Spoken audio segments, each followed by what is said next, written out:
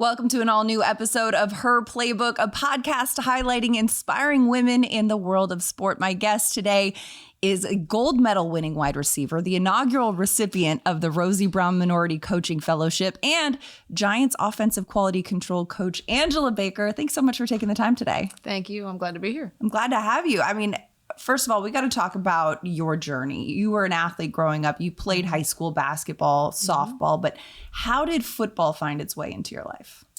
So I played flag football growing up at my local Boys and Girls Club, playing with all the boys and mixed co-ed stuff, playing with my older brother. So I always kind of loved football, but there wasn't many opportunities. I played powder puff in high school, you know, the annual game, which was still enjoyable. Yeah, I played that. Right? I played that. It's a great game. Yeah, it is. You know, you learn to love it and enjoy it, but there was an opportunity. So I never really counted on football for, a long-term endeavor. But I was at Slippery Rock University my freshman year, and I wasn't playing a sport, which I had played sports all growing up continuously, right. Fall and spring and just nonstop. So when I was up there, I wasn't playing anything. In college, you think about getting into intramural sports and stuff like that, but it just wasn't as competitive and as formal as I kind of wanted. So I saw an ad for the Pittsburgh Passion, which was the women's professional tackle football team in Pittsburgh. I had gone to a game in the past whenever I was younger. My mom had a friend that was associated, so we went to it, and I knew about it but kind of forgot. So I saw the tryouts, and I was like, you know what, let's give it a shot. And my school was only 45 minutes from the city, so I went to the open tryouts, and I tried out, and the rest was kind of history. I fell in love immediately, and that became everything that I cared about. Well, in Pittsburgh Passion, of course, tackle football, growing up around flag football, watching football, knowing the game, but being tackled or having that tackle experience for the first time in college, I mean, what was that experience like? What was the biggest learning curve there? You got to, get back up. That's the biggest thing that we learned. That was one thing that my coaches appreciated was, you get hit and you get back up. I grew up with an older brother and a younger brother, but grew up with my older brother and always played sports with him and his friends. So, touch football turned into a little bit of tackle, and then you get to put the pads in the gear, and it's, obviously a lot harder at that point because there's fundamentals and you're going full speed. But it was more than anything just learning to get back up, and, taking a hit isn't that bad. It kind of gets your adrenaline flowing a little bit and makes you just want to go and do some more. Now, I saw a story about you, like early on in your playing career, you were actually in a boating accident and, had a pretty severe burns from it, but powered through that and got back up and got back onto the football field. Going through that kind of adversity, you really got to love the sport to say, you know what, I'm not going to let this make me quit. What was that mental hurdle like for you? My mom still gets upset about it, but the day of the accident, my first initial thought was, can I ever play football again? Wow. I loved it. And 2016 was a really great year for me. That was the year of the accident. It was actually ended up getting offensive MVP of the league that year. So it was probably the peak of my career. And just to have it at that point, have the accident was devastating. But I knew that in 2017, the U.S. women's national team was going to be hosting their tryouts and going to Canada for the international tournament. And I had set that goal that 2016, I was on the right path. I was going, tryouts were going to be the following January. So I didn't really have the ability to let myself wallow too much because I had a goal that I wanted to reach. And I'm fortunate for the community of women's football and football in general, but women's football, everybody was around me. The day I was in the hospital, Pittsburgh was actually hosting the national championship. So I had players from around the country that were in my hospital room coming to visit, motivating me, reminding me every single day of, why I have to get through this. My family was extremely supportive, but I didn't really have time. And I think it worked out better that way. I had a goal in mind that I had 6 months to reach if I wanted to get to tryouts. So I talked to my doctors. I followed all of the, instructions that they had given me. I wore the compression garments and did the treatments and did all the things that they had told me to do. So I was guided in the right way. I followed instructions and just, I had people around me that were right by my side. And then very shortly after 2017, that first international level, how was that experience? Was it intimidating? Were you just confident and locked in? What was that like? It was definitely intimidating. It's nice because the way that it's scheduled out, you get to go through your full season first. So women's football, we play in the spring. We play normally April through July, with the championship being in July. So we were in full season at that point. So, I was kind of going. I had gotten through the fear of, my legs at that point. I had worn a lot of garments to make sure I didn't get turf burn or anything like that. But I had the confidence of being back on the field, but then putting on the USA jersey and the red, white, and blue and going against other countries in 2017 was definitely an eye opener. Intimidating. Absolutely. You see these other countries and their top best players and, a selection of only 45 women that could represent the U.S. So it was an honor, but absolutely intimidating. I can imagine. Yeah. I can imagine. And you're like, oh, wow, this is a pretty big stage we're on here. Absolutely. So you played with the Pittsburgh Passion up until they kind of had to shut down for COVID. Yeah. At that point, you're kind of faced with what next. How do you pivot into coaching? COVID kind of helped in that sense. I've always liked mentoring or coaching and, I wanted to be a teacher. So they kind of all correlate in the sense, right? So COVID hit, our season got canceled. I was already starting to go back and finish my bachelor's degree at that point. So I had finished it online. And then I got a call from the Cleveland Browns about the Bill Walsh Diversity Internship. It was virtual that year, but I had the time to do it. I didn't have to choose between work. I didn't have to choose between playing. I didn't have to choose between anything else because there's nothing more you could do but sit in your home, right? Right. Yeah. So I did the virtual internship, which was awesome. I got to talk to Coach Stefanski. I got to work with, a lot of the people. I was in the quarterback room. So virtually it was a little bit different. I didn't get the hands-on experience, but it kind of gave me a segue that really piqued my interest. It was something that kind of fell on my doorstep and was an opportunity. So I took it. And then from there, it was kind of like, okay, if I can't play, what's the next best thing? We didn't have a season in 2020. We didn't have a season again in 2021. So I chose my career and, took a long shot. Reached out to some people in Southern California. I got on with a D3 team out there, University of Redlands. So I was thankful for that opportunity. And then, it's easier to stay away from playing when you're involved in it every single day. Yeah. Yeah. No, cut to now you're with the New York Football Giants. I've seen some interviews in which you talked about your interview process with Schoen and Brian Daboll and how, you knew you had this Team USA thing on the horizon here, but you wanted to be here as well. What was that interview process like for you? They made it super easy, honestly. They're incredible guys, and you can tell that one of my favorite things about Schoen and Brian Daboll is that they just care about you as people. In this industry, a lot of that I think gets left behind because there's a job to get done, and everybody wants to win, and everybody is the job on the focus. But they care about you as people. So when I was interviewing with them, I was very transparent and just let them know. I had this endeavor that I needed to go and try out for. I wasn't even for sure on the team yet, but I wanted to try out. And if I did make it, this would be kind of what was happening. And Schoen said, I'm all for it. I just have to double check with everybody else and make sure that would be okay because you would miss the first couple of weeks of training camp. And that's really pivotal for this position and the season. And then once I got offered the job, they just kind of told me, keep me in the loop. If you make the team, we're supportive, we support you 100%. And then fast forward, I went to tryouts, made the team, and nothing but support. As soon as I got back in the building, everyone was excited. And coming back, everybody was just as excited for me. So they made it easy. Coming back with the gold medal is not too shabby right there. It's an instant flex. But yeah. I'm curious what that must have been like because, you've got your team that you're playing for. You've got to know this playbook inside and out. You've got to study. You've got to be prepared. And then you've got the team that you're coaching for. You got to know this playbook inside and out. You got to study. You got to be prepared. How was that process and balancing all of that? We're still working on the balancing part of it. There's no doubt about it. Now I can kind of forget that stuff and get back into this mode. But, the summer was a little challenging. We had some time off where we as coaches are really trying to get prepared for the season. But like you said, as a player, I was trying to study a different playbook. Right. Luckily, they're both offensively, offensive sides of the ball. So some things correlate, but just different languages. I always say that football is the same language, it's just in a different dialect. So as soon as you learn that, I have to just retranslate everything from one way into another. And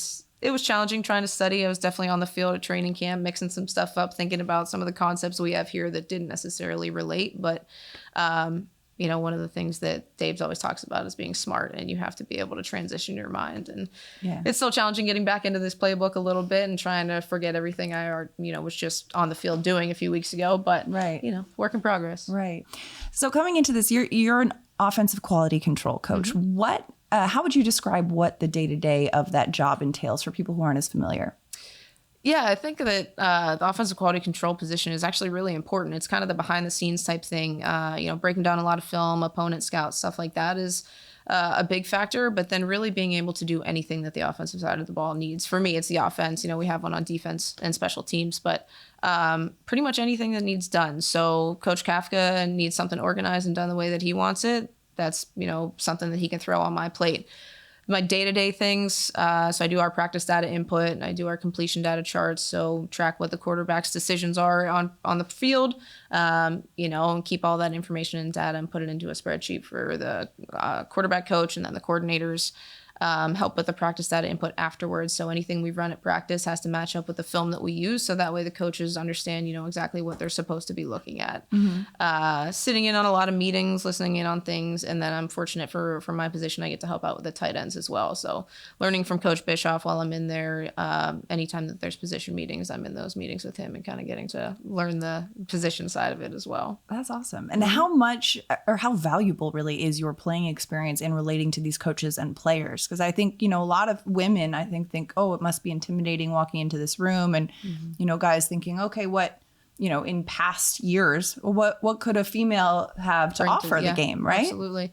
Yeah, for me, I think that it's definitely important. And you're seeing it, a few of the people, not all of the women, but a few of the women that have become successful in the NFL are former players. Callie Brownson, Jen King, Katie Sowers. Like, we all played in the same league for years. So I think that their playing experience has definitely helped. It's not necessary, but I think it kind of helps you on the field more than anything, or when you're watching film, because we've studied it our own, and it's been our own way for years. We didn't have access to everything that we do in this industry, but right. I think it did help bring a little bit of that confidence to it. I wouldn't say that I know everything by any means, but it also gives me a couple talking points to the players to get to relate to them a little bit more.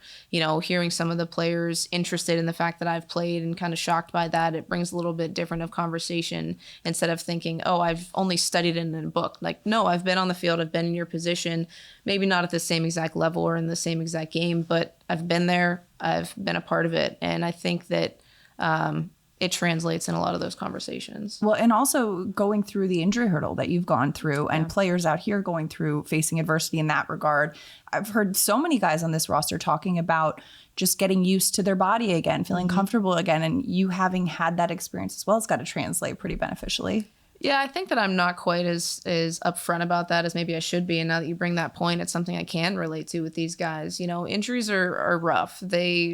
They're more mentally taxing than physically taxing, in my opinion, because especially in this job, like, you're not guaranteed a spot on a team. So if you can't play, then, what can you offer? So getting people in the mindset of just the everyday getting back to getting better and just continuing the grind, even though you're injured, is really important. I love seeing the players that are injured, but are still engaged in every single aspect of practice or meetings or asking more questions, and are continuing to drive and not let themselves kind of fall into that pit of being injured. And, I can't say that I've really been open with a lot of people about my accident, but maybe now that I will be, now that you bring that up. Okay. All right. Now, we've got Brian Daboll in his very first year as head coach in the National Football League. A lot of guys in this roster familiar with him in other areas, but Giants fans are still getting to know this man. What is it like being on a staff led by Brian Daboll? He's awesome. I mean, his energy is just at the peak every single day. And I think that's one of my favorite things too, is like, he walks into a room and he's going to light it up in such a positive way. His energy is high and he makes you just want to continue to be here. Long days, you get tired, and, it's kind of draining some days, and, that's part of the grind, that's part of the league. But seeing him continue to just be so energetic day in and day out, and he's motivational, he's tough, but in the right kind of ways. It's going to make you want to work harder for him. And when he puts his full belief in you, you feel it. And I feel that way in my position too. Whenever I first came here, he wants to teach me. He believes that I can do it, and he believes that I'm a part of this staff just like anybody else. So feeling that, I know that the players can feel that as well. And I think that he's going to light up the energy in New York City, which I think that we need. Yeah, he's definitely a ball of positive energy. Yeah, I love to see it. He walks into a room with all that good vibes. Last season, it was a record of 12 women who worked as full-time coaches in the NFL. Daboll's been super outspoken about lifting up people like you, like LY in this organization. I know there are a lot of women that you played with as well. Jennifer King, who's with the Washington Commanders as a running backs coach. Callie Bronson with Cleveland. Having this kind of community almost of women who are on a similar path, how much does that help navigate the process? It definitely helps. I mean, being able to reach out, and I've had friendships with a couple of these girls throughout years of playing, and we've built this relationship that now that they're on this level and they've kind of been there before, being able to communicate with them has been amazing. I have Jen King reaching out, hey, how's everything going? Yeah. Callie and I just talked even when we were in Finland, just, hey, how's everything been? Can I offer you any advice? Do you need anything? Like, just being able to have those relationships and just having somebody that is feeling what you may have felt, or they've been in that same position, is huge. Everybody's path is different. But I do lean on Callie especially because I've watched her journey when she started with the Jets and then with Dartmouth and then with Buffalo and then in Cleveland, and Jen King leaving her basketball coaching job to pursue an opportunity, and with the Panthers and her relationship with Ron Rivera, being able to hear their stories as they happened, because I've had this relationship with them, I think has kind of brought a little bit of ease to my situation, because, I'm here for a reason and they're continuing to grow. And I think that as long as I follow that and, continue to talk to them if I need to, if I'm having a hard day, it just gives me that extra support system, versus your family who doesn't necessarily know the situation, but they support you, it's all valued. But it definitely is helpful. I'm thankful for them. And even LY, I talk to LY probably a couple times a week, just making sure that I'm keeping up, and anytime I need some motivation or some advice, I can go to her. Totally, because it is beneficial. I mean, a lot of us have support systems, but when you tell somebody, oh, this happened, you want them to know the significance of that rather than spending most of the conversation explaining why. Right. So it is good to have people in your circle that kind of get it. Callie Brownson recently talked about how she's noticed the evolution of women in football, and not just like getting stronger physically, but also schematically. Yeah. What would you credit that to?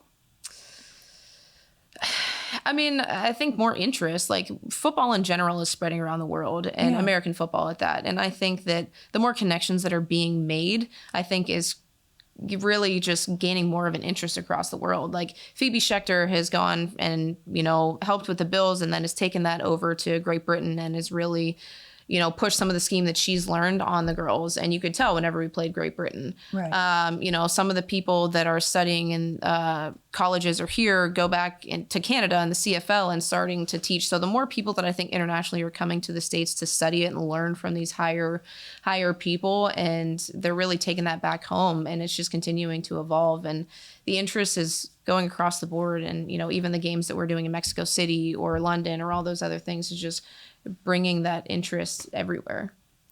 And USA, though, still kind of at the top of the game, as we can see by the gold medal, the Team USA wristband you've got on right now.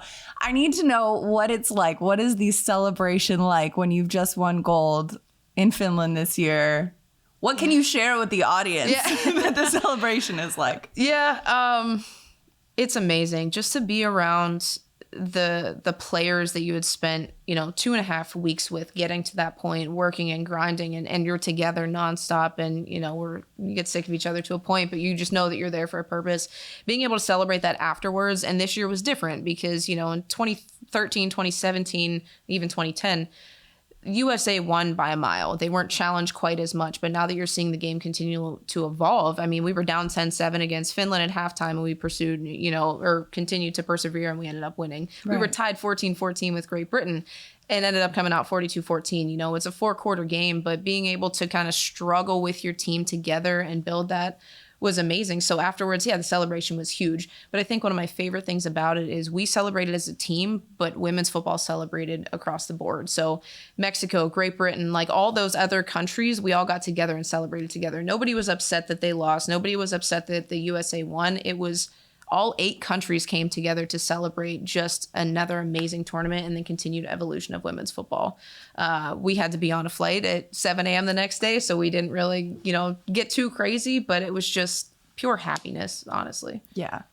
And that joy it's got to be palpable. You look at the way that the women's sport has taken a stage. I mean, tackle football in the women's game has only kind of come onto the scene, 2009 is when the league started. For the young girls and young women out there who are looking at you saying, wow, these are all these possible roles that I could attain. What's some advice that you got at a young age, or that you wish you had known at a young age?